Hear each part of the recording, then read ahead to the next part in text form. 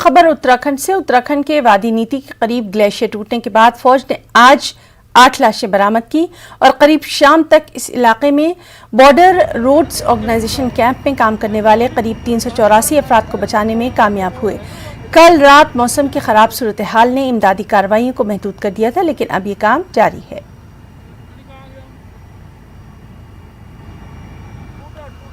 तो तत्काल मैंने यहाँ जानकारी की डीएम प्रशासन से सभी से, और साथ में ही रात को गृह मंत्री माननीय अमित शाह जी से भी बातचीत हुई, उनका भी फोन आया और तत्काल हमने एनडीआरएफ और जिला प्रशासन पूरी तरह मुस्तैदी के साथ में तत्काल जुटा और साथ में ही माननीय अमित शाह जी गृह मंत्री जी ने कहा कि जो भी आवश्यकता हो हम तुरंत एक्शन ले रहे हैं और आईटीबी भी बिहार सभी आदमी को पूरी तरह सचेत किए।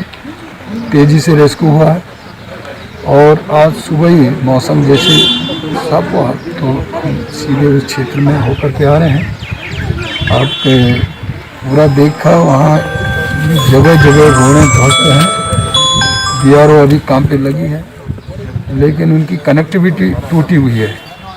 बर्फ़ बहुत ज़्यादा गिरी, मुझे लगता है कि पहली बार इतना बर्फ़ का गिरना ये हमने देखा है।